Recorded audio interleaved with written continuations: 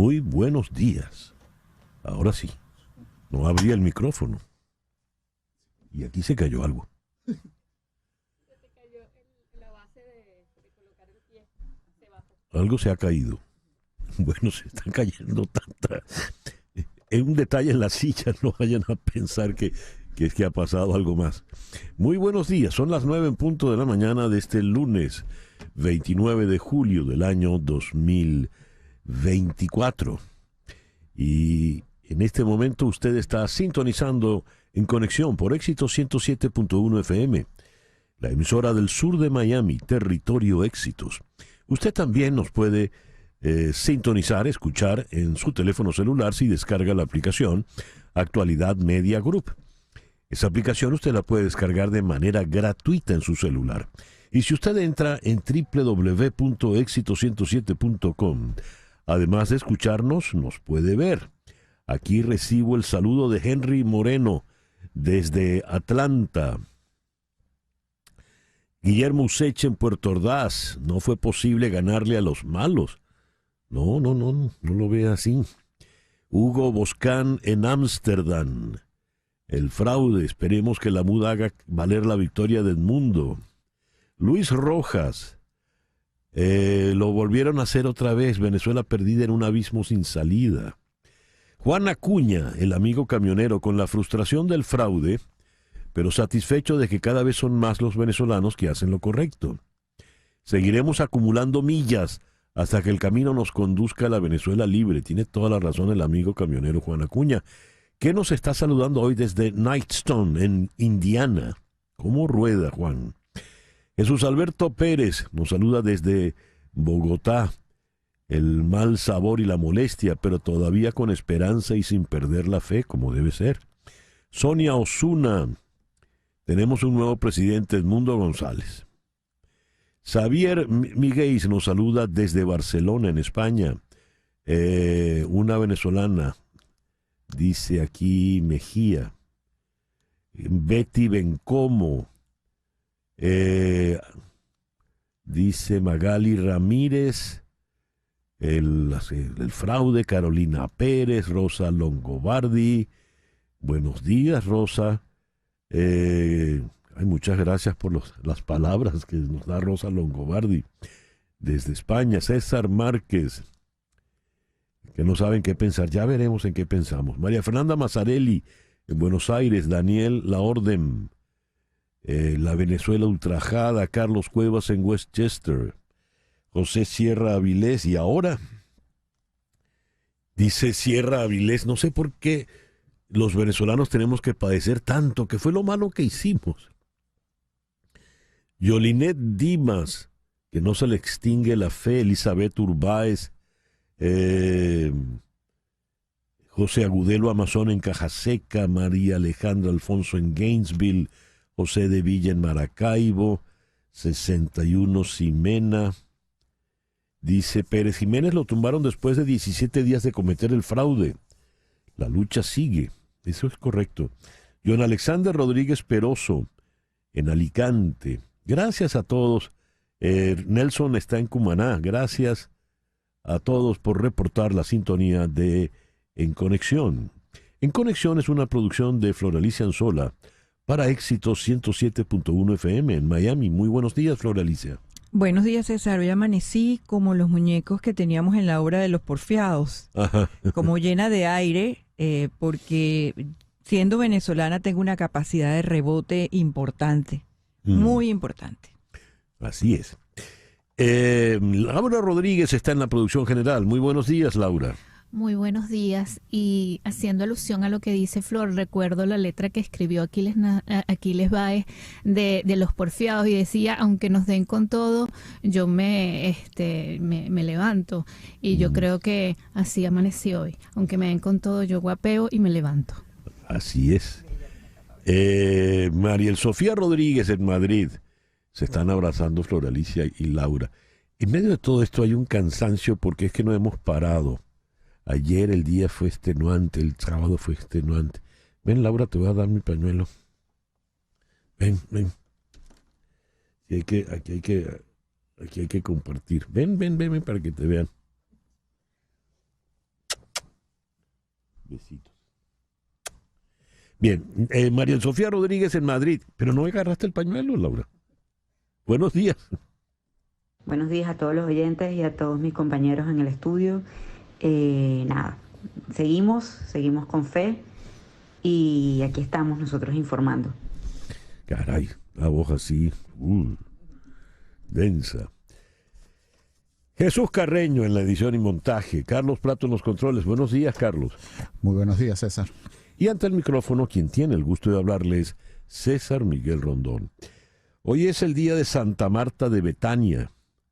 San Lázaro. Lázaro el que se levantó, ¿no? Sí, fíjense ustedes, hoy es el día de Lázaro. Felicitaciones pues a todos los Lázaros. San Calínico, San Félix Mártir y San Próspero. En el calendario astrológico de Enrico Mariani tenemos que la luna está menguando para el día de hoy, luna de llenura, abundancia y prosperidad. Y a las 5:28 de la tarde entrará en una luna más liviana, la luna de Géminis, que es la luna de la comunicación y la difusión de las ideas. Así que tenemos un sol y dos lunas en el día de hoy. Luna menguante en Tauro y a partir de las 5:28 de la tarde menguante en Géminis, sol en Leo, este lunes 29 de julio del año 2024. Hoy es el Día Internacional del Tigre. Dice acá, esto fue una iniciativa de Vladimir Putin. Congregó a los líderes de los 13 países que aún cuentan con población de tigres en estado de libertad. Bangladesh, Bután, China, India, Indonesia, Camboya, Laos, Malasia, Myanmar, Nepal, Tailandia, Vietnam y por supuesto Rusia. Sandokan, el tigre de la Malasia era, ¿no? El Día Internacional del Mal de Amores. Este es nuestro. Dice aquí, el mal de amores es catalogado como una situación de sufrimiento y malestar físico y emocional ocasionado por la dificultad de posibilidades de vivir una relación de pareja armoniosa y estable con la persona amada. Data desde tiempos inmemoriales, quedando registrado en documentos y con una vasta bibliografía sobre el tema. 29 de julio de 1948 se inauguran los primeros Juegos Olímpicos en Londres después de la Segunda Guerra Mundial.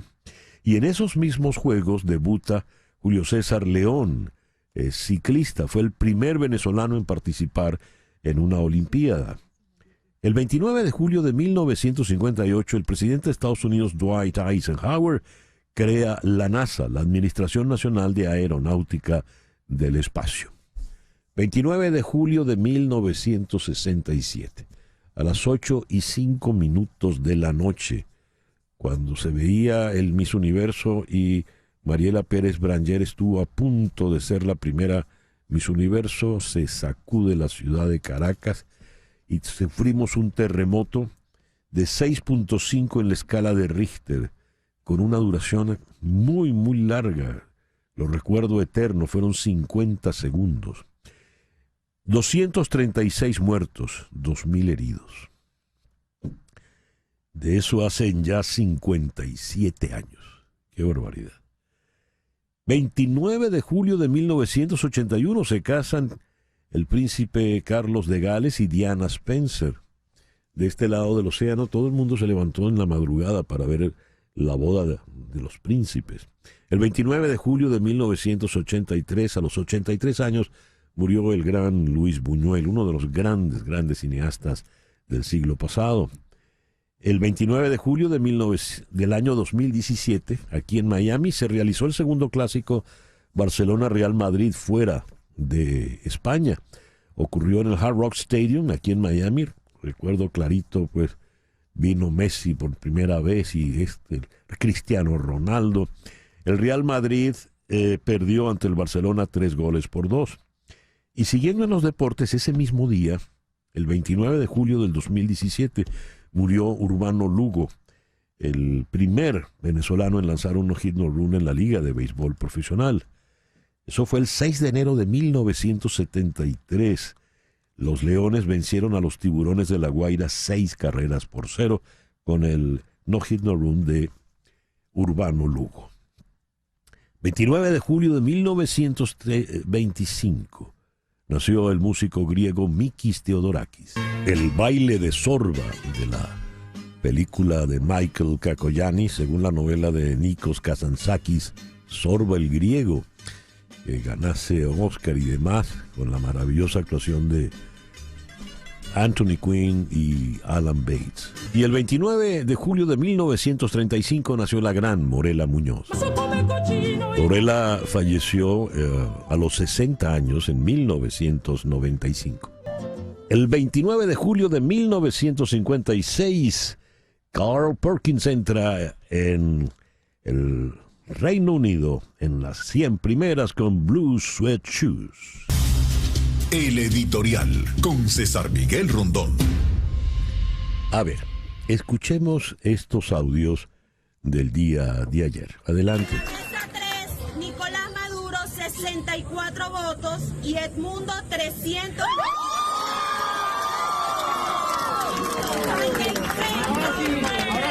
En el total del centro fueron 183 votos para Nicolás Maduro y 1.100.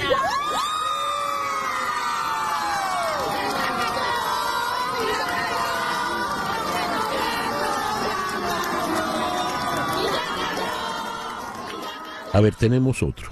Escuchemos. 158. El mundo 966.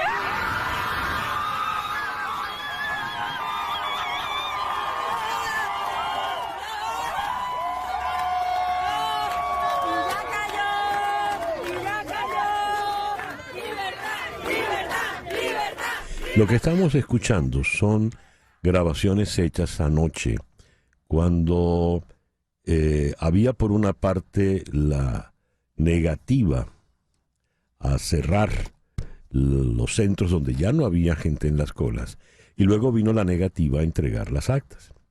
Entonces la gente espontáneamente decidió abrir las cajas y contar, como decía María Corina Machado, papelito por papelito, y allí vinieron esos audios, donde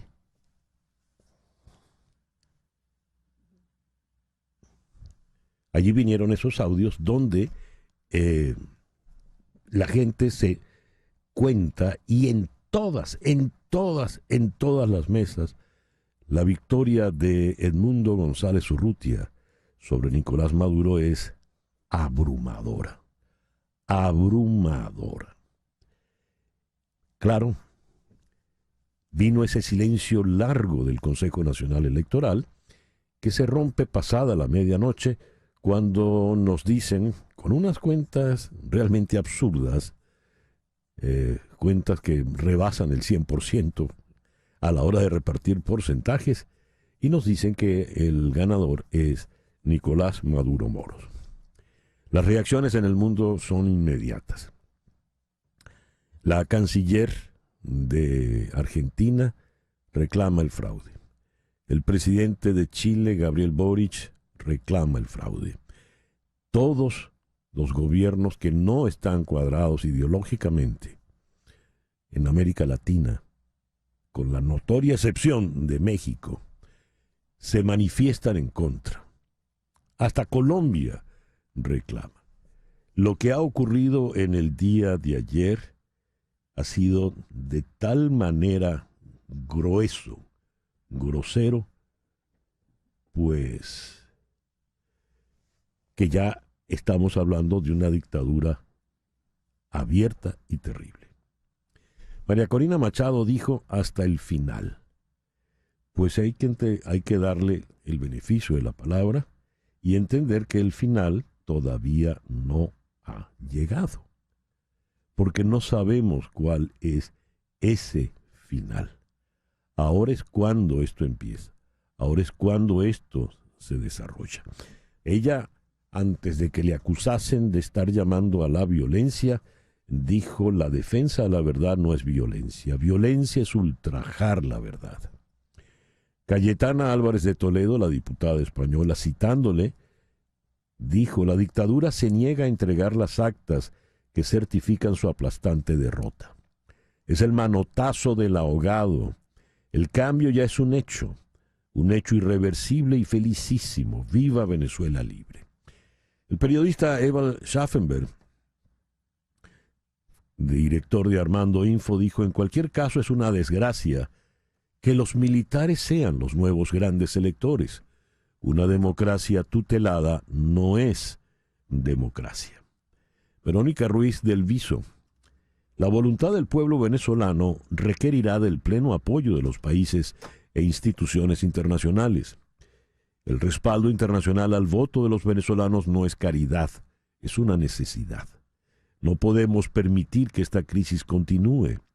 Una crisis en un país es una crisis en muchos.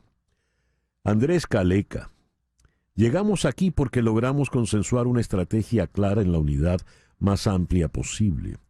Lo que esté por venir requiere profundizar y, si es posible, ampliar esa unidad y consensuar las acciones tácticas adecuadas a este escenario, no al dibujo libre, serenidad y firmeza. Algunos tienden a comparar esto con lo que ya hemos vivido en otros momentos. Y en lo personal siento que no es pertinente la comparación. El liderazgo que ha ejercido María Corina Machado tiene otro carácter.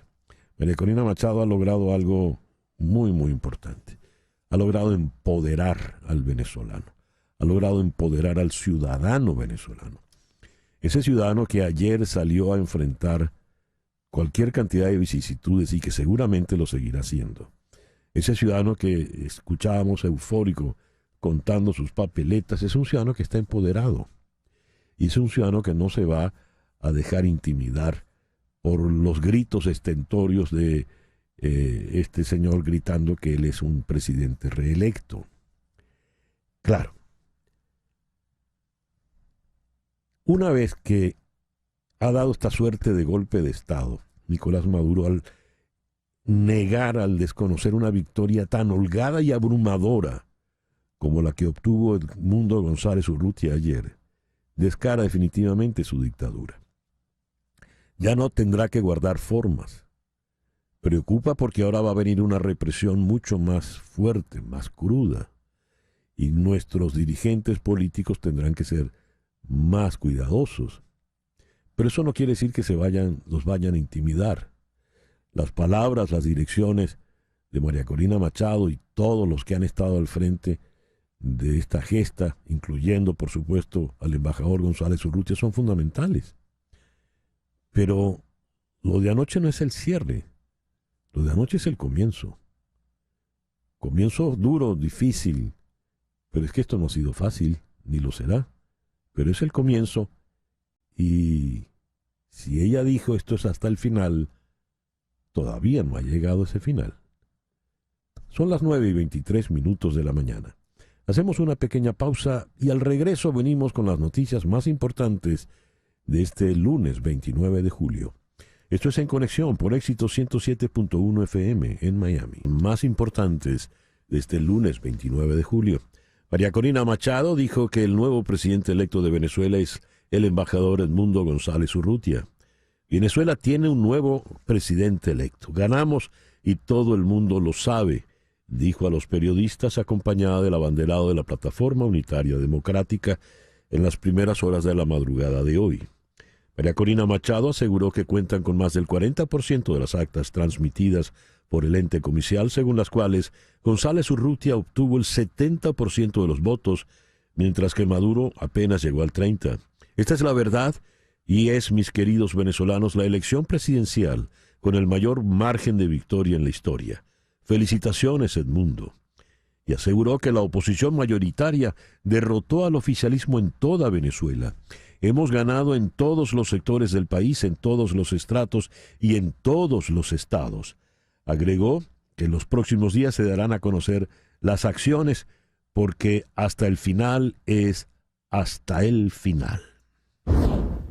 El secretario de Estado Anthony Blinken se mostró seriamente preocupado por la validez de los resultados anunciados por la Comisión Electoral de Venezuela, que dan por ganador a Nicolás Maduro, y cuestionó que reflejen la voluntad de los votantes. Es crítico que cada voto se cuente de manera justa y transparente, que los funcionarios electorales compartan inmediatamente la información con la oposición y los observadores independientes sin demora, y que las autoridades electorales publiquen la tabulación detallada de los votos. La comunidad internacional los observa muy detenidamente y responderá en consecuencia, cita textual, para Anthony Blinken, secretario de Estado. Aplaudimos al pueblo venezolano por su participación en la elección presidencial del 28 de julio. Elogiamos su valentía y compromiso con la democracia frente a la represión y la adversidad. Así dice un comunicado de la Embajada de Estados Unidos ante Venezuela, acreditada en este momento en Bogotá.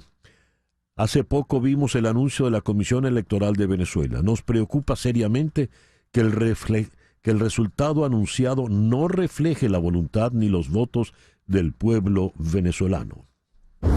Estados Unidos, Argentina, Chile, Perú, Guatemala, Costa Rica desconocieron la reelección de Nicolás Maduro para un nuevo mandato presidencial. Los gobiernos de estos países cuestionaron la transparencia y legitimidad del proceso electoral, calificándolo como fraudulento y señalando que no refleja la voluntad del pueblo venezolano.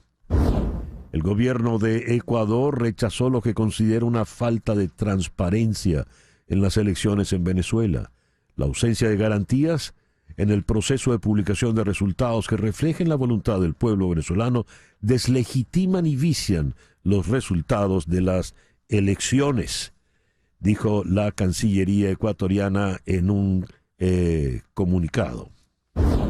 El presidente del Uruguay, Luis Lacalle Pou, dijo respecto a los resultados de las elecciones en Venezuela y el triunfo de Nicolás Maduro que era un secreto a voces que iba a ganar y que no se puede reconocer un triunfo si no se confía en la forma y en los mecanismos para llegar a él. El presidente de Chile, Gabriel Boric, aseguró que su país no reconocerá los resultados electorales que no sean verificables en Venezuela, minutos después de que el Consejo Nacional Electoral venezolano diera como ganador a Nicolás Maduro. El ministro de Relaciones Exteriores de Panamá, Javier Martínez Hacha, reclamó que la voluntad del pueblo venezolano debe ser respetada en los comicios presidenciales de Venezuela porque es mucho más importante tener la razón y los votos para la victoria que ser declarado ganador. En España, el líder del conservador Partido Popular, Alberto Núñez Feijóo, ve fundadas razones para pensar que el resultado electoral anunciado por el régimen de Nicolás Maduro no responde a lo que votó el pueblo venezolano. El vicepresidente del gobierno italiano y ministro de Exteriores, Antonio Tajani, dijo que tienen muchas dudas por el desarrollo de las elecciones en Venezuela y pidió acceso a las actas electorales, esto tras el anuncio de la victoria de Nicolás Maduro. El gobierno alemán expresó preocupación por los informes que llegan de Venezuela tras las elecciones. Estamos muy preocupados. El gobierno del Reino Unido: nos preocupan las denuncias de graves irregularidades en el recuento y los resultados declarados de las elecciones presidenciales en Venezuela. Los presidentes con mucha experiencia observando pero no conduciendo elecciones democráticas, Díaz-Canel en Cuba, Ortega en Nicaragua y la señora Zelaya de Castro en Honduras, felicitaron a Nicolás Maduro de inmediato.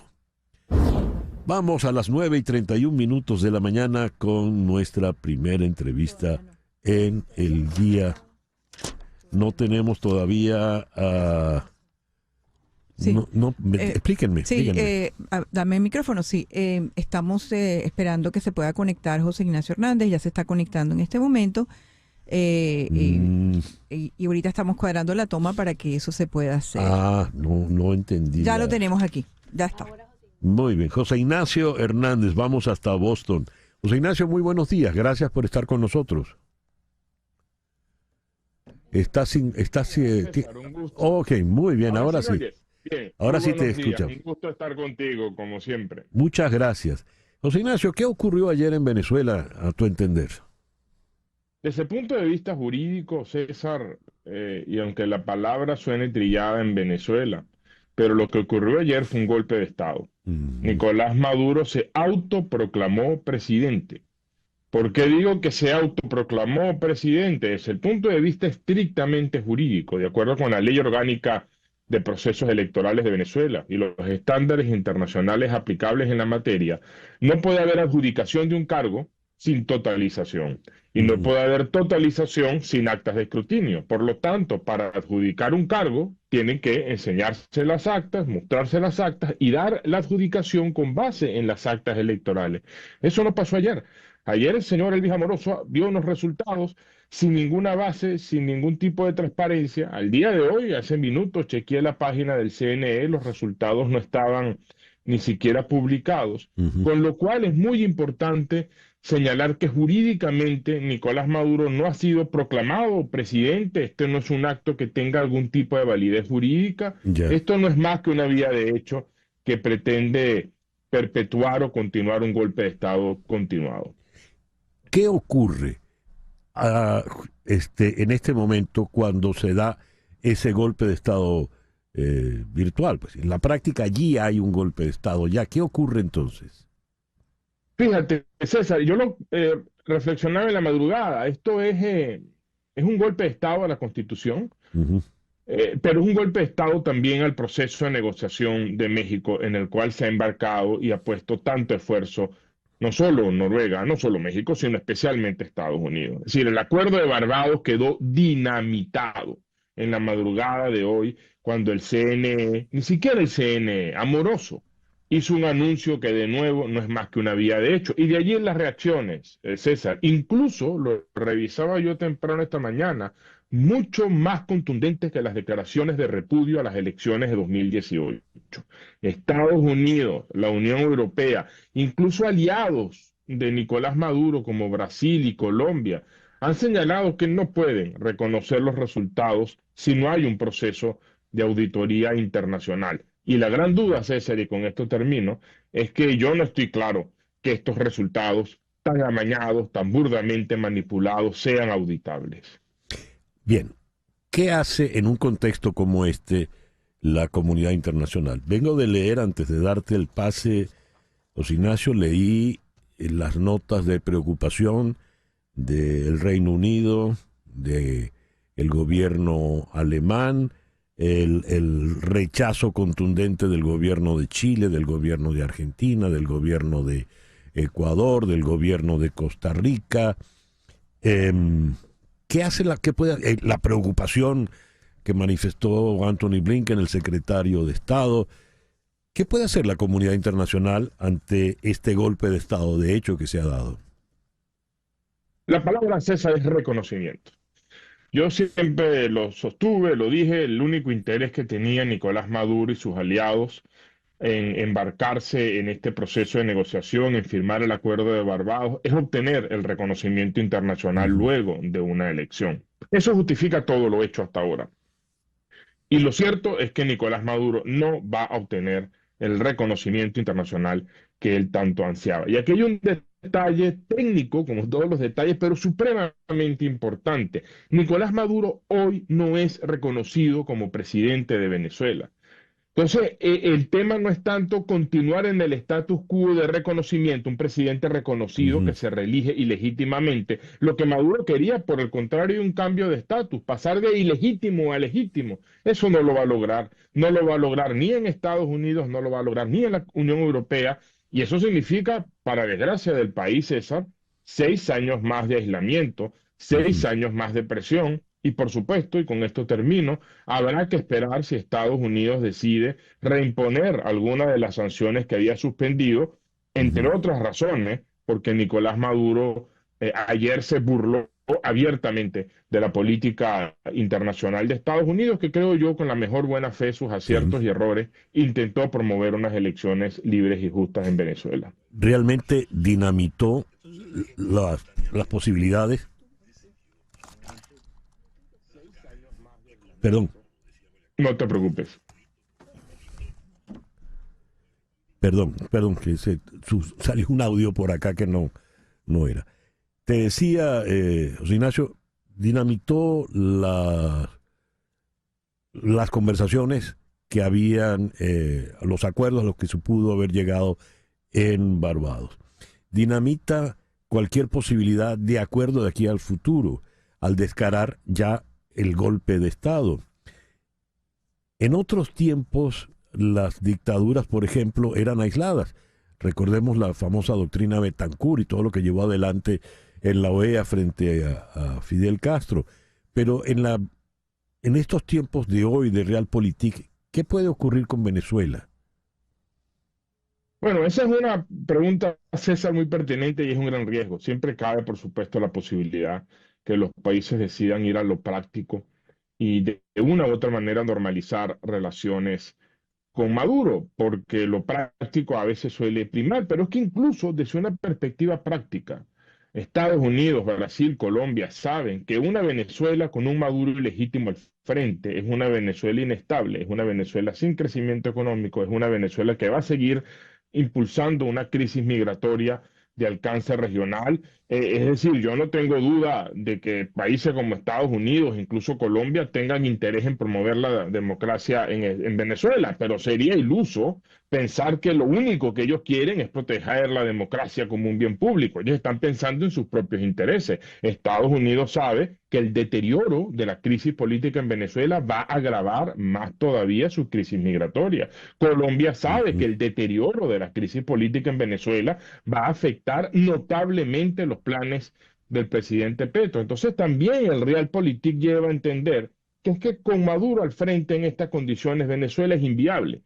Entonces eso creo yo que más bien es una buena noticia en el sentido de impulsos a favor de un proceso de democratización en Venezuela, que por supuesto, César, nadie pensaba que iba a ser tan fácil como que proclamaban Edmundo González y se acabó. Es decir, historias como la de Venezuela lamentablemente no tienen un final, no feliz, que sí lo tienen, pero no tienen un final tan directo como el que muchos hubiésemos querido. ¿Qué opciones puede tener la oposición a la fecha de hoy? Bueno, yo creo que la oposición anoche, que la escuché, la plataforma unitaria, estuvo muy bien, ¿no? Porque primero dio un mensaje de calma, segundo habló con pruebas, habló con argumentos. Nosotros tenemos las actas y nos han negado el derecho de las actas, por lo tanto ahí hay un argumento sólido de cuestionar la ilegitimidad y ahora lo que corresponde es acompañar la presión de la comunidad internacional por lograr digamos, un proceso transparente de verificación de las actas. El problema, César, y eso a mí me inquieta, es que mientras más tiempo pase, menos auditable es el proceso electoral en Venezuela. Es decir, ya a esta altura el CNE puede haber fabricado actas, puede haber hecho lo que sea, entonces, ¿qué se va a auditar? Y entonces allí Venezuela se va a encontrar en un escenario que deberíamos tratar de evitar, que es el escenario de un proceso electoral no auditable, totalmente ilegítimo, que va a dar lugar a mayor aislamiento internacional y que va, por supuesto, a impedir a Maduro seguir adelante con sus planes muy dudosos, dicho sea de paso, de recuperación económica. Antes de, ya para cerrar, José Ignacio, como última pregunta, me llamó la atención que hiciste una diferencia, una distinción entre el CNE y Elvis Amoroso. ¿Por qué? Porque es que ayer fue Elvis Amoroso el que habló, ahí no estaba la directiva. Es decir, como debería haber funcionado esto, una vez completado el proceso de totalización, que, repito, requiere totalizar las actas y que los testigos hayan firmado las actas, es decir, ese es el proceso, el directorio del CNE tiene que reunirse, el CNE es un órgano colegiado de 5 rectores, las decisiones se toman por decisión de 3, y ya tenemos las declaraciones de Del Pino, donde había dicho, aquí quien toma todas las decisiones es Elvis Amoroso. Entonces ayer lo que hubo fue un pronunciamiento de quien fue puesto en el CNE, donde anunció ahí unos resultados. Eso es una vía de hecho, César, eso no cumple ni siquiera con el concepto legal de adjudicación de la Ley Orgánica de Procesos Electorales. José Ignacio, muchísimas gracias por atendernos en la mañana de hoy. A ti, como siempre, por la invitación. Muchos saludos. José Ignacio Hernández es abogado constitucionalista y es profesor en Boston, desde donde nos habló. 9:42 minutos, una pausa muy breve y ya continuamos con este programa especial de En Conexión en la mañana de hoy. 9:43. María Trina Burgos es tu abogada de inmigración. Ella es venezolana y pone especial cariño, especial interés, por supuesto, en el caso de sus clientes venezolanos. Ella tiene más de 25 años de experiencia manejando temas migratorios y está licenciada para ejercer el derecho en materia migratoria en los 50 estados de la Unión Americana y en Puerto Rico. Su teléfono es el 305-468-0044. 305-468-0044. En la red X, @abogada Burgos, y en el Instagram, María Trina Burgos. Y ella vendrá ahora más adelante en el programa para, en nuestra sección Lunes de Inmigración, responder tus preguntas. El teléfono aquí en el estudio, el 305-344-1071, para que lo tengas allí pendiente, 305-344-1071. María Trina Burgos, tu abogada de inmigración, para que tus sueños de inmigración se hagan realidad. 9:44. Vamos ahora a las 9:45 a Caracas, donde está el politólogo John Magdaleno. John, muy buenos días, muchísimas gracias por atendernos en esta mañana. Buenos días, César, un placer saludarte, a tu orden. A tu entender, ¿qué ocurrió en el día de ayer? ¿En qué nos encontramos los venezolanos en esta mañana del 29 de julio? Bueno, César, para decirlo con mucha prudencia, porque por estos tiempos la racionalidad es importante y estamos en una hora en la que todavía se acumulan o recaban evidencias de lo que ocurrió ayer. Solo voy a decir lo siguiente, César. Como lo comenté en muchas entrevistas, esta era la primera oportunidad en Venezuela a lo largo de los 25 años. Primera oportunidad, no es una metáfora, es una expresión literal. La primera oportunidad que existían encuestas de opinión pública, concreto encuestas por muestreo de cobertura nacional, serias, confiables, en las que la oposición tenía una ventaja. Eso nunca había ocurrido antes en una elección presidencial. Subrayo, en una elección presidencial. Así que tenemos este primer indicio. Efectivamente, la encuesta de Delfos, que cerró el día 11 de julio, la ventaja oscilaba, dependiendo del cruce entre disposición a ir a votar e intención de voto, entre 25 y 27 puntos porcentuales. Un escenario incluso ofrecía 34 puntos porcentuales de diferencia, pero dije, hay que pensar en los escenarios un poco más recortados. 25 a 26 puntos porcentuales era concretamente lo que se decía allí. Una encuesta cuyo campo hizo Consultores 21, que cerró el día 12 de julio, daba una brecha en intención de voto de 26 puntos porcentuales a favor de González Urrutia. Así que tomemos esto como un primer indicio. Segundo indicio, los 3 exit polls que se celebraron el día de ayer, los 3 consistentemente arrojaron resultados similares, incluso para mi propia sorpresa superiores a los 30 puntos porcentuales, sí, para mi propia sorpresa.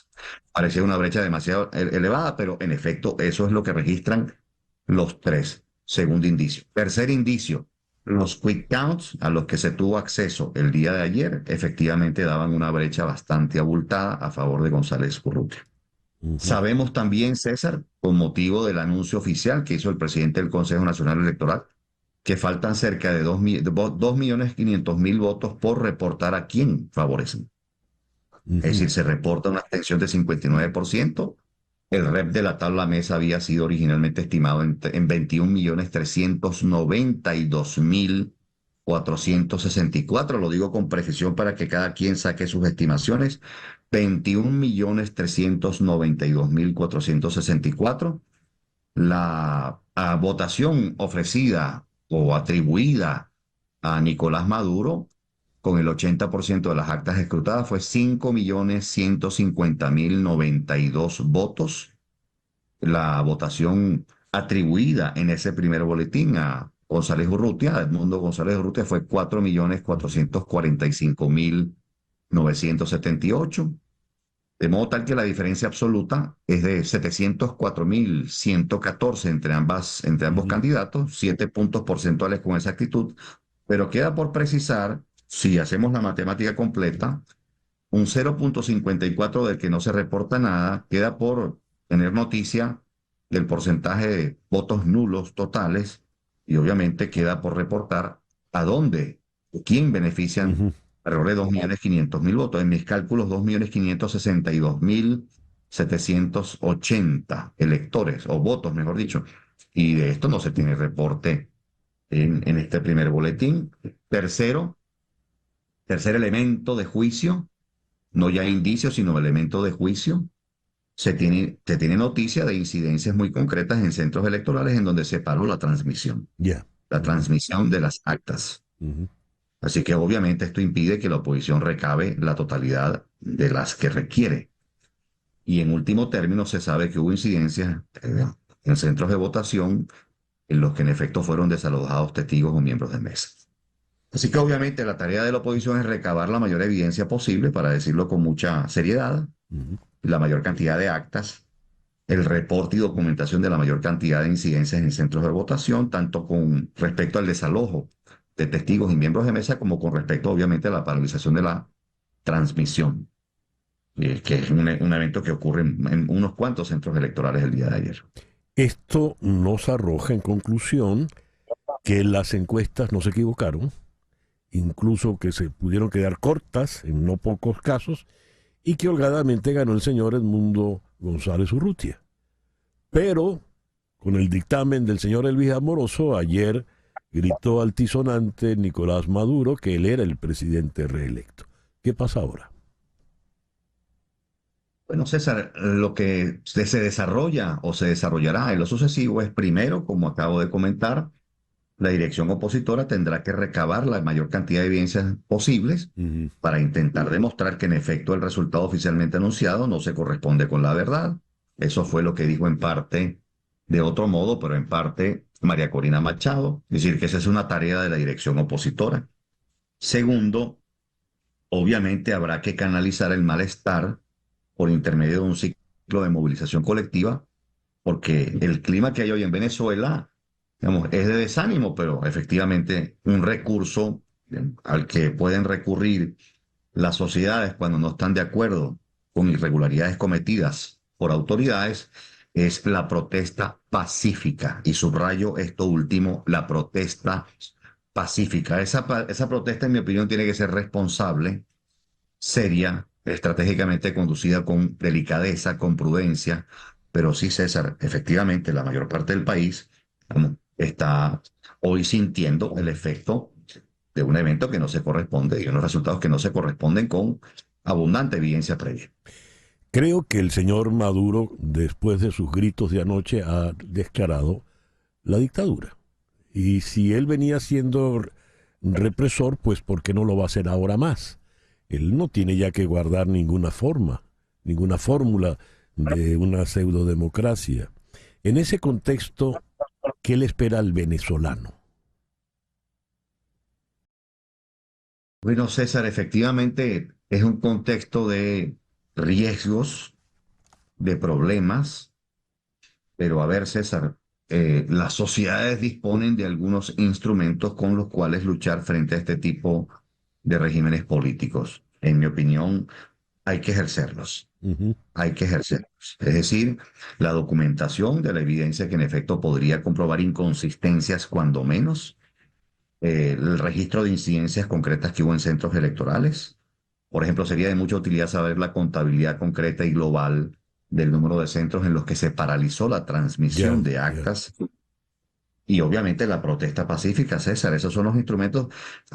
Obviamente tiene que ser una protesta que evite altísimos costos, pero desde luego no hay forma de quedarse callado con esto, César. Claro que no hay manera. Claro que no. John, te agradezco mucho pues que nos hayas atendido en la mañana de hoy. A la orden, César. Galeno, politólogo desde la ciudad de Caracas. Son las 9:53. Las noticias de este momento en Conexión Radio. ¿Qué noticia tenemos en este momento, Floralicia? Estoy leyendo de EFE, César. La vicepresidenta segunda del gobierno de España, Yolanda Díaz, ha reconocido este lunes los resultados electorales de Venezuela, porque eso es lo que hacen los demócratas, ha dicho, y sobre las dudas que se pueden suscitar al respecto ha sido clara: transparencia, transparencia y transparencia. ¡Qué cinismo! Así lo ha asegurado en una rueda de prensa en la sede de su ministerio al ser preguntada por las elecciones venezolanas y por el supuesto fraude electoral que denuncia la oposición. Esto lo estoy leyendo directamente de EFE. Gracias, Floralicia. Bien, ya que estábamos en EFE y que hablas de la señora Yolanda Díaz, vamos a quedarnos en España. Vamos ahora al norte, al País Vasco, vamos a Bilbao, donde está la profesora de la Universidad de Navarra, Carmen Beatriz Fernández. Carmen Beatriz, muy buenos días, muy buenas tardes por allá. Muchas gracias por atendernos. Buenos días, César Miguel. Encantada de estar con ustedes. Carmen Beatriz, he leído reacciones fuertes por parte de algunos gobiernos europeos. Estados Unidos también ha manifestado su preocupación con relación a los resultados de ayer en Venezuela. Se asumen como fraudulentos, abiertamente fraudulentos. Así se han manifestado algunos gobiernos latinoamericanos, entre ellos, por ejemplo, el de Gabriel Boric, el de Javier Milei. A ver, ¿qué puede ocurrir en la comunidad internacional frente a Venezuela? Tú que estás en Europa. Sí, bueno, hasta ahora, en efecto, son numerosos los países que ponen en duda los resultados o abiertamente los han descrito como fraudulentos. Falta por allí un comunicado conjunto que se dice que podrían suscribir Brasil, Colombia y México, ¿no? Y estamos a la espera de eso. Yolanda Díaz, por su parte, comentan ustedes esto que acaba de decir, pero el canciller había dicho había comentado algo bien distinto, ¿no? Recordemos que en España, pues, es como una sumatoria de agua y aceite en algunas cosas, ¿no? Estamos en un mundo bien complicado, geopolíticamente estamos en un mundo bien complicado donde Europa y Estados Unidos están dejando grandes vacíos en el liderazgo. Eso yo creo que hace que otros actores o actores antidemocráticos, abiertamente antidemocráticos, llenen esos espacios, ¿no? Y se arriesguen más en determinadas situaciones. Esto puede estar influyendo en lo que hemos visto ayer en Venezuela, ¿no? Ese zarpazo que se le da a la democracia tras una jornada hermosa, ¿no? Porque fue una jornada, yo creo que muy bonita, donde la sociedad venezolana hizo su tarea, ¿no? Trabajó en las mesas, contra viento y marea se presentó a hacer las colas que se le pedía que hicieran. Trasnochó, amaneció para ser testigo en las mesas, salió a votar con gran entusiasmo, gritó consignas, o sea, hizo toda una tarea, además en una actitud democrática. Yo creo que hay que resaltar una actitud de cultura democrática enorme, muy superior a la dirigencia, ¿no? O parte de la dirigencia, porque incluyo en esa cultura democrática también a buena parte del chavismo, ¿no? A ver, sí, adelante, por favor. Beatriz. Sí, yo creo que lo que hemos visto ayer era uno de los escenarios posibles. Sin duda no era el más deseado, no era el mejor escenario para el país, pero era uno de los escenarios posibles. Y lo que pasa ayer, yo creo que marca una entrada, una dinámica mucho más desordenada, mucho menos previsible, mucho más caótica, ¿no? Yo creo que no solamente es el desconocimiento de buena parte de la comunidad internacional lo que estamos viendo, sino también y sobre todo, quizás hasta más importante, una pérdida del respeto de las jerarquías. institucionales, tanto en la FAN como en el propio arbitraje electoral, la propia institución electoral, como en el propio PSV, que ya desde la jornada de ayer se veía como muy, muy mermado en esas capacidades operativas, en esa mítica maquinaria que en algún momento tuvo, ¿no? Entonces, todo ello creo que desemboca a muy corto plazo en un escenario de gran ingobernabilidad. Vías complicadas. ¿Qué es ingobernabilidad, Carmen Beatriz? ¿Cómo lo vamos a entender? Pues complicaciones. Gobernabilidad es la falta de capacidad de ejercer gobierno y de ejercer control. Eso, creo que eso es lo que podría venir. Ya. Se decía, hay que ir a votar porque con el voto masivo pues era imposible hacer el fraude. El voto fue masivo, ganó con mucha holgura González Urrutia, pero allí está el fraude. Entonces. Sí, porque nosotros estamos entrando en otro tipo de fraude. Hasta ahora habíamos tenido fraude en las condiciones electorales que venían haciéndose previo al día de la elección, ¿no? Hoy, anoche lo que tuvimos fue lo que llaman aquí en España el pucherazo, un pucherazo con todas las de la, pues una transmisión de resultados que se abortó y que abortada la transmisión de resultados salen a dar unos resultados distintos a lo que venía pasando, algo parecido ha pasado otras veces en otras sociedades, pasó en Bolivia, ha pasado en otros sitios, pero eso no había pasado en Venezuela, ¿no? En Venezuela la revolución bolivariana siempre ha alardeado del mejor sistema electoral del mundo, y el mejor sistema electoral del mundo tiene que ver con que tú tienes muchas alcabalas de auditoría posible. Ayer se rompió con eso, ¿no? Yo creo que los números que presenta ayer el árbitro electoral son números que no sostienen una auditoría matemática, estadística, o sea, la probabilidad estadística de que eso se ajuste con lo que reflejan las actas aún parciales, pero además, y creo que eso tiene que exigirlo la sociedad venezolana y tiene que acompañar esa exigencia de la comunidad internacional, es el hecho de que tú tengas resultados nacionales, pero también resultados por estado, resultados por municipio, resultados por centro electoral y resultados por resultados mesa a mesa. Al final, los resultados mesa a mesa es la última escala de la auditoría y es la más la que más puede verificar el ciudadano, ¿no?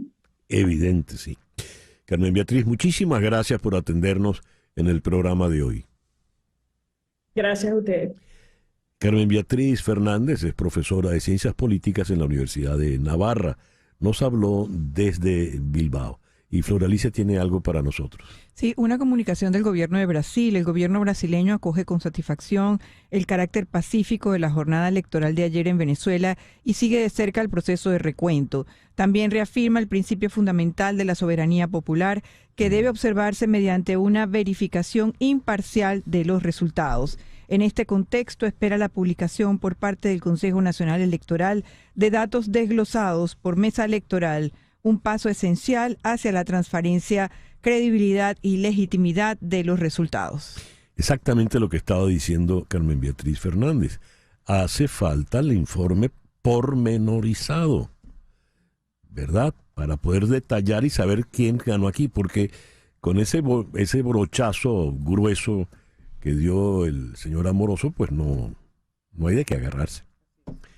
Gracias, Flor Alicia. 10:03 de la mañana, una pequeña pausa y ya continuamos con este programa hoy un tanto especial, abordando las elecciones en Venezuela. Esto es En Conexión por Éxitos 107.1 FM en Miami. Vamos a Madrid, allí está la abogada Tamara Sujú, abogada defensora de derechos humanos, directora ejecutiva del Instituto Casla. Tamara, muy buenos días, muy buenas tardes por allá. Muchísimas gracias por atendernos. Buenos días, César Miguel. Encantada de estar contigo. Tamara, a raíz de los hechos del día de ayer, hay un elemento que me preocupa de manera particular. He tenido varias entrevistas en el programa de hoy. El doctor José Ignacio Hernández calificó abiertamente lo que ocurrió como un golpe de Estado, punto. Y yo coincido en esa observación y siento que el régimen venezolano pues ya abiertamente ha desnudado su carácter dictatorial y siendo así, no viéndose obligado a guardar formas, si antes era un gobierno represor, un gobierno que tiene muertos encima, ¿verdad? Un gobierno torturador de manera sistemática, pues ahora puede ser muchísimo más. Habida cuenta de que tu interés fundamental está en la defensa de derechos humanos, ¿qué puede ocurrir ahora en Venezuela y qué medidas deberían tomar los dirigentes opositores, el pueblo en general? Mira, César Miguel, yo soy de las que siempre ha llamado al régimen venezolano tiranía, porque estoy de acuerdo con las declaraciones del presidente Felipe González, que dice que toda dictadura tiene parámetros, pero los tiranos no, las tiranías no, ¿no? Y eso es justamente lo que estamos observando en el caso del régimen venezolano, ¿no? Ha cerrado todas las puertas, ¿verdad? Así como el régimen dictatorial de Ortega en Nicaragua, y no le importan las formas, como me has dicho, como bien has dicho tú, ¿no? ¿Qué se puede esperar? Yo pienso que todo va a depender primero del gran apoyo internacional que hasta ahora se ha visto. Creo que se están pronunciando un gobierno tras otro, el último es el británico que se acaba de pronunciar, y en esa presión internacional que se haga para que estos criminales sepan que no pueden hacer lo que quieran, y segundo, la respuesta que va a dar la oposición venezolana dentro de Venezuela como respuesta a lo que ha pasado, ¿no? Lo que ha pasado ha sido algo planificado. Cada paso que vimos, César Miguel, de hecho, vamos a hacer un cortico informe, el instituto va a hacer un corto informe de todo lo que observó estos días. Todo ha sido paso tras paso cumplido. El madrugonazo del viernes, muy importante. De ahí empezó todo, ¿no? El madrugonazo cuando a las 4 de la mañana abrieron esos centros de votación y llevaron a testigos que no eran testigos, esos testigos que ellos llamaron accidentales, ¿verdad? Que no existe esa figura, sino cuando el día de la votación no se aparecen los testigos principales y los suplentes y no hay gente en la cola, ¿no? Y juramentaron en muchísimos centros de votación en Venezuela testigos accidentales, dejando a los testigos principales fuera, abriendo los centros de votación a las 4 y 5 de la mañana y no a las 8 como estaba determinado. Ese madrugonazo empezó con el plan que ellos tenían para ejecutar lo que ejecutaron el día de ayer, que era justamente no dejar entrar a los testigos de mesa, ni los principales ni los suplentes, de mantener centros de mesa cerrados todo el día, César Miguel, todo el día. Hubo centros de votación que casi que no abrieron, o sea, la gente los abrió a las 4 de la tarde a punta de enfrentamiento con las fuerzas de seguridad, ¿no? La otra parte importantísima era la no entrega de actas a la oposición. Es decir, el régimen había ordenado una sola copia, no las copias que se deben dar a las dos partes y la del CNE, sino una sola copia, ¿verdad? Había ordenado eso. Y otra cosa fue escanear las cédulas de identidad y el trámite de la cédula de identidad por un celular. Cuando la persona ya había votado y iba a poner su huella dactilar, había una persona del CNE transmitiendo a otra persona del otro lado con un teléfono quién había votado y cuál era su cédula. Es decir, eso es un plan que ellos ya tenían y como respuesta, ¿verdad?, a ese fraude que ya estaba montado, sacar a todas sus hordas criminales. Porque yo quiero, César Miguel, dejar algo claro contigo. No es la Fuerza Armada en general. No lo es. Son los altos cargos responsables, son los organismos de inteligencia que son totalmente afectos a Maduro y son los cuerpos parapoliciales que paga Maduro y que son unos tarifados. Esos son los que vimos ayer en las calles, espantando, tirando, hay muertos. Yo al día de hoy todavía tengo la cifra de 2, pero no sé si ha habido más en todo el país, ¿verdad? Enfrentando a esa gente además valiente que se quedaba en esos centros de votación a pesar de que pasaban esas personas, que fue orden, porque quiero que sepan que fue orden a todos los que me escuchan. Diosdado Cabello en audios mandó la orden de tomar las calles de Venezuela a las 6 de la tarde. Entonces, ese plan estaba listo, ¿no? Y por supuesto que sí, que hoy día, sin que me quede nada por dentro, César Miguel, tenemos un nuevo presidente. Los venezolanos eligieron un nuevo presidente. Ahora hay que defender esos votos y que realmente suceda una transición a la salida del poder de Nicolás Maduro y que Venezuela pueda en este momento pues retomar eso, ¿no? Entonces, ¿qué va a pasar? Yo creo que el régimen no tiene más que o negociar o lanzar a sus gorilas a la calle como lo ha hecho hasta ahora y más crímenes de lesa humanidad, más represión, más intimidación, porque yo creo que el venezolano ha cambiado y está en este momento esperando saber qué es lo que va a pasar y qué es lo que se va a hacer. Entonces vivimos un momento peligroso en ese sentido, un momento preocupante en ese sentido, porque ahora ellos se sienten envalentonados, ¿verdad?, por un falso triunfo que ellos han querido mostrar, pero que la gente, la mayoría de los venezolanos sabe que no ha sido así. Y ahora lo siente más que nunca, César Miguel. Ya. Tamara, te agradezco mucho que nos hayas atendido en la mañana de hoy. Gracias, César Miguel. Tamara Sujú es la directora del Instituto Casla desde Madrid. 10:13 de la mañana. Las noticias de este momento en Conexión Radio. ¿Y qué tenemos en este momento, Flor Alicia? Bueno, César, el expresidente argentino Mauricio Macri pidió este lunes al mandatario brasileño Luis Ignacio Lula da Silva que no permanezca callado ante el resultado electoral en Venezuela y el riesgo de que perdure esta dictadura en la región.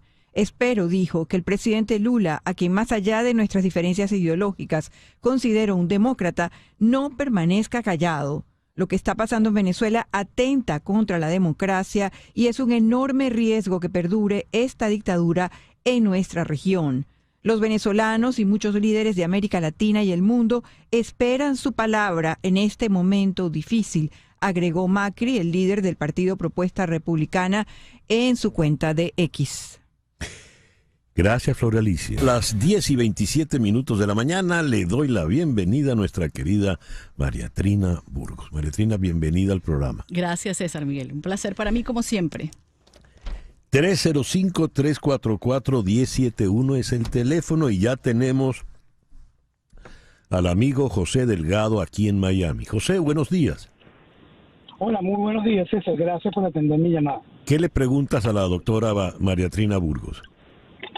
Doctora, en noviembre del año pasado yo solicité mi permiso de trabajo, recibí la carta certificada que aceptaron la solicitud y reviso siempre por la aplicación de UCI y aún no hay ningún tipo de respuesta. ¿Qué podría yo hacer? ¿Cómo puedo yo averiguar si todo está marchando y sencillamente es el atraso típico?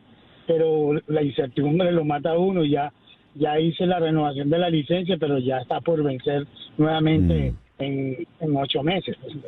Pero claro, hay que ser precavido. La incertidumbre lo mata a uno. Sí, así es, claro, José, sí, te entiendo. Les digo la pregunta, está demorando mucho su permiso de trabajo, quiere saber qué puede hacer, ¿no? Entonces, bueno, noviembre, para inmigración, noviembre del 23 no es todavía una fecha como que para que preocuparse, o sea, para ellos es normal. Entonces yo, como siempre te digo, es muy fácil decirte, espera, ten paciencia. Uno se pone nervioso también porque puede ser que tengas problemas con tu empleo, que el patrón no te quiera despedir. Acuérdate que hay una extensión automática con el recibo y considero que inmigración, o espero, debe hacer otra extensión pronto o incluso extender el TPS para Venezuela. Eso debe estar por salir, ¿no? Pero en ese sentido, José, tienes que tener paciencia. Puedes hacer un inquiry, se llama, pero a veces no deja hacerlo porque ellos están dentro de los tiempos, ¿ok? Entonces allí hay que seguir esperando. Gracias, José. Les recuerdo el teléfono 305-344-1071. 305-344-1071. María Trina, tenemos ahora a Ronnie Lecuna. Ronnie, buenos días. Aló, muy buen día. Vuelvo a llamar. Yo llamé la semana pasada, pero creo que no expresé bien mi inquietud. A ver, Ronnie, exprésala ahora bien. A ver. Vamos a ver, seguro no entendí. No, fue yo. La pregunta es, a ver, yo estoy esperando por el proceso de ajuste de estatus. Tengo que hacerlo desde Colombia. Estoy aquí en Estados Unidos desde hace 8 años, pero mi pasaporte y el de mi familia está vencido. Ya hice la solicitud, el parol, la solicitud del parol para ir a Colombia para continuar con el ajuste de estatus, pero según entiendo tengo que renovar el pasaporte o tengo que hacerlo con el pasaporte actualizado o vigente.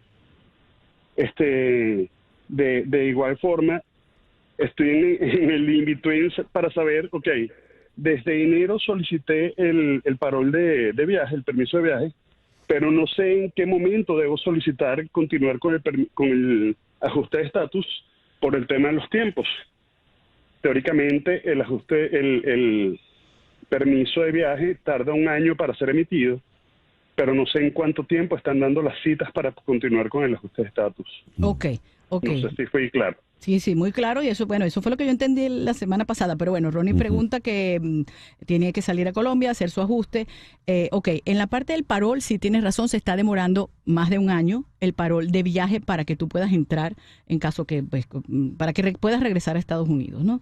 Entonces, allí tú puedes coordinar con la Embajada de Bogotá tu cita, en el sentido que ellos te pueden dar la cita y como no tienes el parol todavía, tú puedes cancelar esa cita. Y puedes cancelar la cita, o sea, puedes jugar con esos tiempos hasta que tengas el parol en la mano. También, si ya tienes todos los documentos presentados, en cualquier momento te llega la cita. Pero si te falta algo, entonces tú puedes jugar también, no subir ese documento todavía para que entonces no te den la cita tan rápido, ¿me entiendes? Tú eres el que vas a jugar con esos tiempos. Pero si el parol está demorando más de 1 año, y entonces tendrías que esperar para poder salir, tienes que tener el parol en la mano, Ronnie, ¿ok? Gracias, Ronnie. 305-344-1071. Repito, 305-344-1071, el teléfono aquí en el estudio, para que le puedan formular sus preguntas directamente a tu abogada de inmigración, la doctora María Trina Burgos. Cuando decía el amigo que nos llamó antes, José Delgado, María Trina, que la incertidumbre lo mata. Claro, es que es lo que esa angustia, porque no depende de uno estar en la espera de que llegue tal documento, y tú dices, no, pero es que para ellos no hay apuro, pero para uno sí. Sí. ¿Cómo haces en esos casos? Bueno, es complicado, César, porque uno puede aconsejar y decir, ten paciencia, espera, no te desesperes, pero no es fácil. No es fácil, la gente quiere que le lleguen sus documentos. Inmigración realmente de 2 años para acá no es excusa a la pandemia, ni mucho menos, porque después de la pandemia ha empeorado muchísimo. La excusa es que no tienen personal y por eso se demoran. Pero los permisos de trabajo deberían salir, lo más rápido que debería salir son los permisos de trabajo de las personas. Hay muchas personas que han perdido su empleo por eso mismo. 305-344-1071. 305-344-1071, el teléfono aquí en nuestros estudios, donde está la doctora María Trina Burgos, que les va a responder todas las preguntas que tengan a bien hacer. 305-344-1071. ¿Hay menos personal o es que hay más solicitudes? Las dos cosas, porque ¿qué pasa? Con el inmigración se abastece, pues recibe los pagos de las personas, de los usuarios, y eso es lo que usan para pagar a las personas, a sus empleados, ¿no? Entonces, y por eso esa subida de precios horrible que hubo en este 1 de abril, muy altos los precios para ellos poder... De los servicios. De los servicios, de las planillas, para poder tener ese dinero. Entonces, con ese dinero ellos pagan todos los servicios, pagan a los empleados, pagan los costos, pagan todo. No dependen del Departamento de Tesoro de Estados Unidos. Entonces, por eso es que es tan complicado. Y supuestamente, cuando la pandemia despidieron a mucha gente, se quedaron personas sin trabajar. Entonces, eso es el problema, que no tienen el presupuesto para eso. Ya. Tenemos a Johnny Centeno aquí en Miami. Johnny, muy buenos días. Buenos días. ¿Qué pregunta le tienes a la doctora Burgos, Johnny? Ok. Mira, yo soy ciudadano residente. Yo hice la petición de mi hijo hace como 2 años y hasta ahora no tengo respuesta me dice que el caso está tardando, pero yo me meto en UCI y dice que el caso está tardando, pero no hay respuesta de si está aprobado o no. Johnny, pero no entendí, dijiste soy ciudadano residente, no entiendo. No, soy residente. Ok. Ciudadano residente. Hice la petición de mi hijo. Ok, ¿qué edad tiene tu hijo?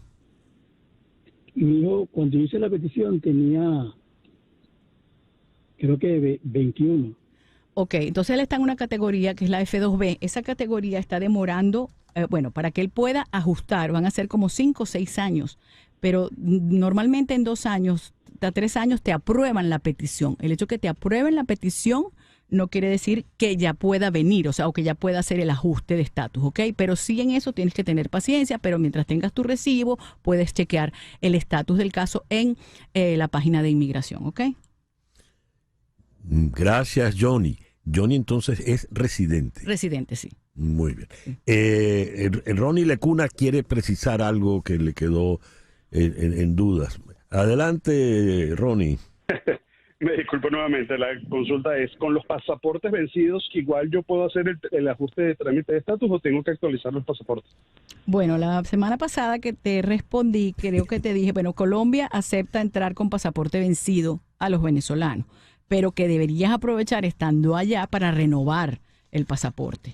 Entonces, de todas maneras, ellos te van a sellar la visa de inmigrante en el pasaporte vencido y vas a poder entrar sin ningún problema si no lo tienes actualizado. Eso es lo que es, ¿ok? 305-344-1071, el teléfono aquí en el estudio para que le puedas formular la pregunta que consideres a la doctora María Trina Burgos, tu abogada de inmigración. 305-344-1071. Laura, ¿quién tenemos ahora por acá? Adriana Contreras desde Orlando. Adriana Contreras en Orlando. Adriana, buenos días. Buenos días, César Miguel. ¿Qué le preguntas a la doctora Burgos, Adriana? Sí, lo que pasa es que yo tengo un problema porque yo tengo TPS aprobado y tengo asilo pendiente. Solicité mi permiso de trabajo, pero por error me hicieron el re-registro del TPS. Y pues al meterme en el sistema, el permiso de trabajo no me ha llegado. A unos familiares que lo solicitaron después que yo ya les llegó, pero ellos lo solicitaron por asilo. Entonces estoy con la preocupación de que si se genere algún problema, al haberme hecho el re-registro, ya teniendo el TPS aprobado y solicitando el permiso de trabajo por... Ok, Adriana. Bueno, aquí el re-registro no entiendo qué pasó, quién lo hizo, si lo hizo inmigración por error, si ya tenías tu TPS aprobado, me imagino hasta el 2025. Entonces, yo lo que haría es el permiso de trabajo por asilo, porque ese sí uno de los pocos que está llegando rápido y está llegando por 5 años. Siempre que tengas el asilo pendiente, puedes hacerlo a través de ese. No importa que tengas pendiente el permiso de trabajo del TPS, ¿ok? Pues aprovecha y presenta el permiso de trabajo por asilo, haces el pago si es ya la segunda renovación, porque el primero es gratis, y entonces así pues tienes el backup de este permiso de trabajo también, ¿ok? ¿Satisfecha, Adriana? Sí. Lo que pasa es que ya se hizo todo eso. Ya se hizo la solicitud y me hicieron el re-registro del TPS teniéndolo aprobado. Entonces, esa es mi duda. Si se genera algún problema por hacer como un doble proceso. No, es que no estás haciendo un doble proceso, porque te va diciendo que hicieras el permiso de trabajo por asilo. Estás diciendo que ya lo hiciste, entonces espera que te llegue tu proceso de trabajo por asilo. Tu permiso de trabajo no tiene nada que ver con el TPS. Por eso, entonces te estoy aconsejando que hagas el permiso de trabajo por asilo. Ahora, ese re-registro puedes aclararlo con inmigración, mandar un inquiry diciendo que hubo un error, pero de todas maneras no te va a pasar nada porque tienes un TPS vigente aprobado. Eso es lo que entiendo. Okay. Entonces en eso no te mortifiques, pero yo sí te aconsejo que hagas, daño no te hace, que hagas el permiso de trabajo por asilo, porque ese es el único que está llegando rápido. Gracias, Adriana. 305-344-1071. Wilfredo Quijada está en Illinois. Wilfredo, muy buenos días. Buenos días, César Miguel, ¿cómo estás? Muy bien. ¿Qué le preguntas a la doctora Burgos, Wilfredo? Ok, tengo una hermana que ella es ciudadana americana, ¿verdad? Yo estoy aquí en Illinois, yo tengo mi TPS, tengo el parol también. Bueno, no he ido a la primera cita, pero me gustaría saber si yo tengo alguna facilidad o me puede ayudar, que ya si tengo mi hermana que es ciudadana americana, eso me puede ayudar para yo tener mi residencia. Ok, Wilfredo, dice que tiene una hermana ciudadana, que si eso le puede ayudar a hacerse residente. Ok, las peticiones de hermanos, para que llegue el momento que tú puedas hacer el ajuste, demoran 14 años, ¿ok? Entonces uno piensa que es, no lo voy a hacer y tal. Yo siempre te aconsejo que te pida. Daño no te hace, que tu hermana te haga la petición y 130, pero eso se va a engavetar, se va a guardar allí hasta que pasen esos años, ¿ok? Entonces en estos momentos inmediatamente no te va a dar ningún estatus. No te va a dar ningún derecho a permiso de trabajo ni nada, pero la tienes pendiente. ¿Por qué siempre es bueno tener una petición pendiente? Porque uno nunca sabe que el gobierno de turno haga algún remedio para los inmigrantes si tienen alguna petición, como se llamaba aquello, la 245I, que salió en el 2001, el presidente Clinton fue el último que la hizo. Entonces, si hay una extensión de eso, que se paga una multa y tal, tú te puedes beneficiar. Pero si no tienes nada, pues no te vas a beneficiar. O sea, daño no te hace, pero no te dan ningún beneficio en estos momentos, ¿ok? María Trina, ha sido como siempre un gusto inmenso tenerte acá. Anoten el teléfono de la oficina de María Trina Burgos, 305-468-0044. Hasta el lunes entonces otra vez. Dios mediante. Dios mediante. Gracias por venir. Gracias a usted. María Trina Burgos es tu abogada de inmigración. 305-468-0044. 10:41 de la mañana.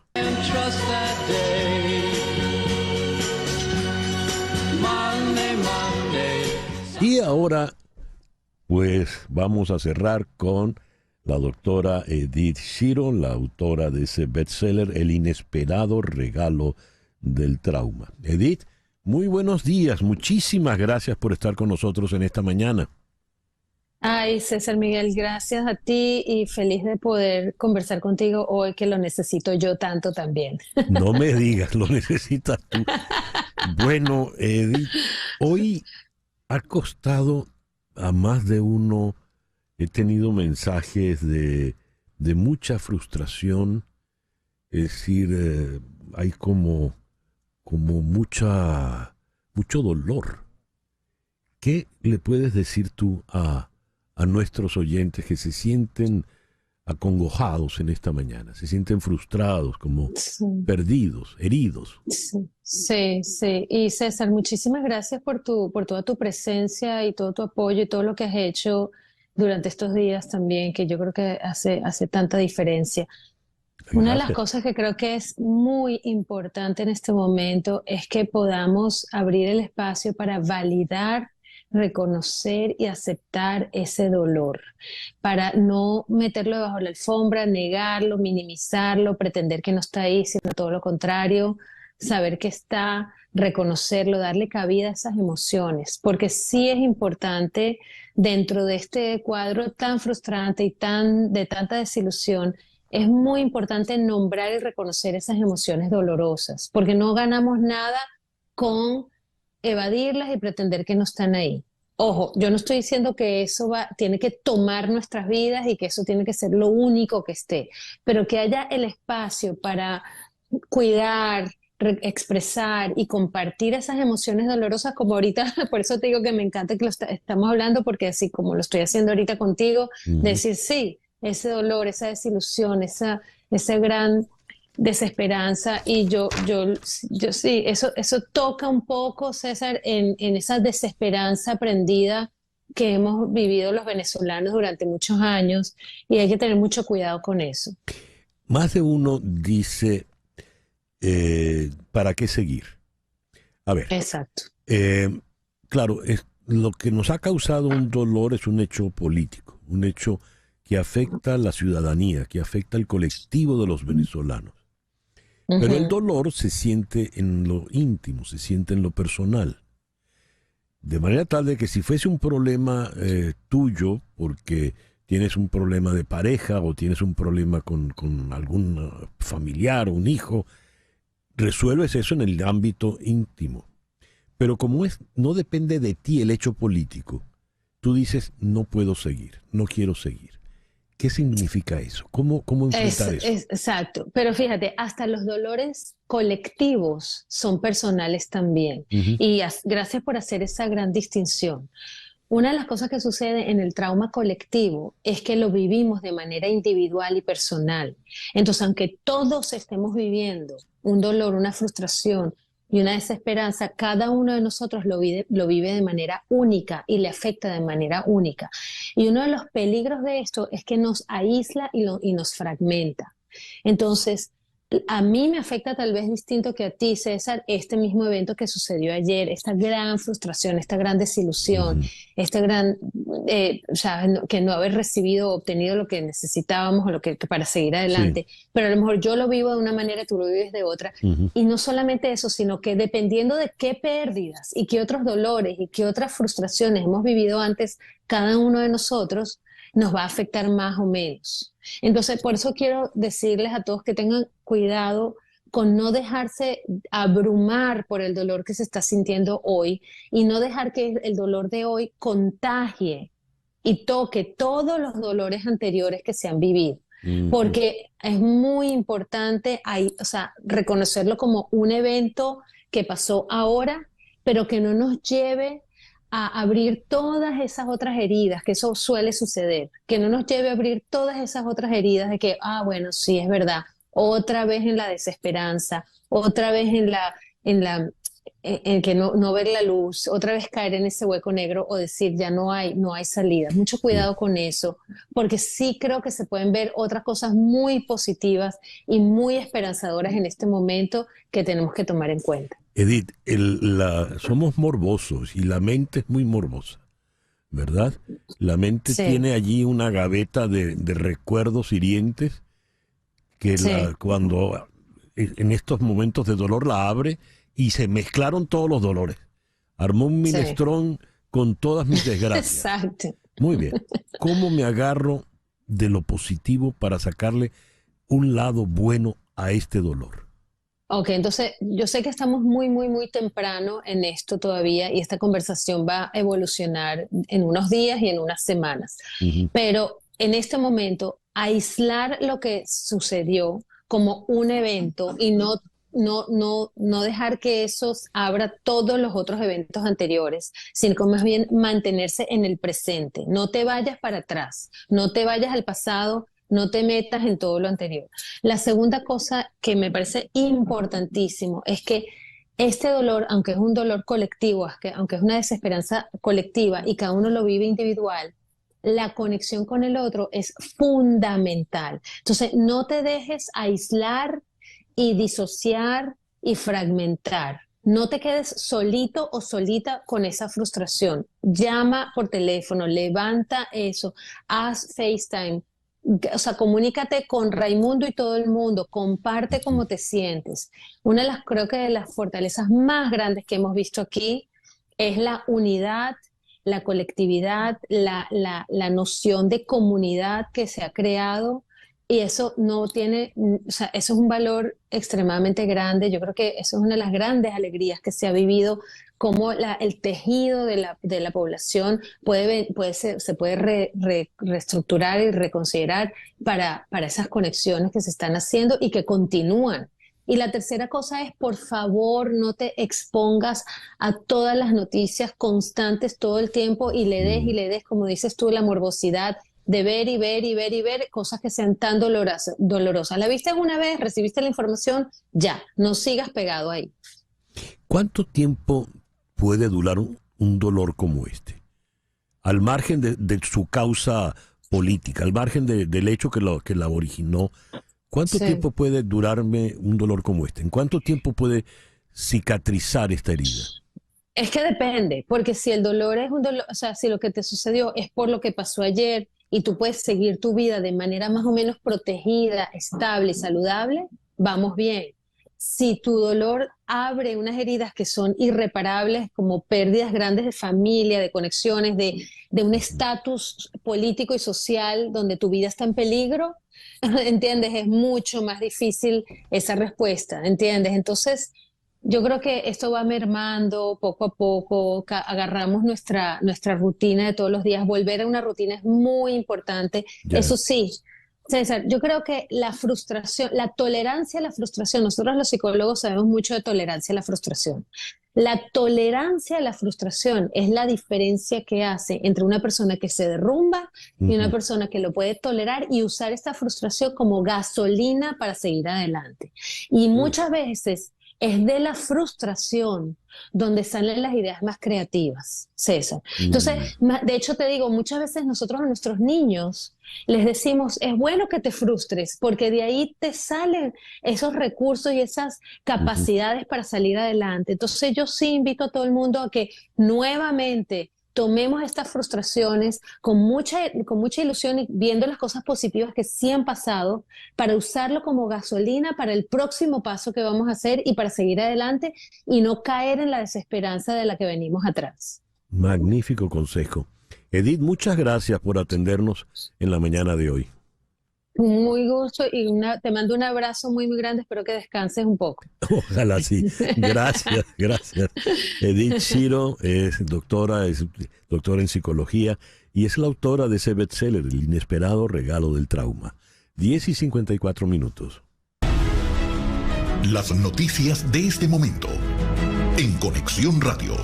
Y ya para cerrar, ¿qué tenemos, Flor Alicia? Bueno, César Miguel, políticos colombianos, entre ellos varios expresidentes, rechazaron este lunes los resultados oficiales de las elecciones presidenciales del domingo en Venezuela, que dieron un tercer mandato al presidente Nicolás Maduro al considerar que no son creíbles. Los resultados en Venezuela, esto lo dice Juan Manuel Santos, expresidente colombiano, no son creíbles, no se pueden reconocer hasta que no haya total transparencia y sean avalados por observadores y analistas no comprometidos con el régimen. El mundo democrático debe manifestarse para defender la democracia. Su antecesor en el cargo, Álvaro Uribe Vélez, también se pronunció a través de esta red social y dijo: cuando la democracia es asaltada, además reiteradamente, el único camino es exigir la salida de la dictadura. Ya, muchas gracias, Flor Alicia. Antes de cerrar, quiero leer esto que me escribe la oyente María Webel. Me pregunto, ¿qué dirá el mayor del Plan República de mi centro electoral al escrutar la caja y oír el nombre de Edmundo González 476 veces entre 500 votos? ¿Qué le dirá a sus jefes? Buena pregunta. 10:56. Y bien, con la música de Grease nos vamos por el día de hoy. En Conexión fue una producción de Flor Alicia Anzola para Éxito 107.1 FM en Miami, con Laura Rodríguez en la producción general, Mariel Sofía Rodríguez en la producción informativa, Laura Rodríguez en la producción general, sí, claro que te dije. Jesús Carreño en la edición y montaje, Carlos Prato en los controles y ante el micrófono. Quien tuvo el gusto de hablarles, César Miguel Rondón.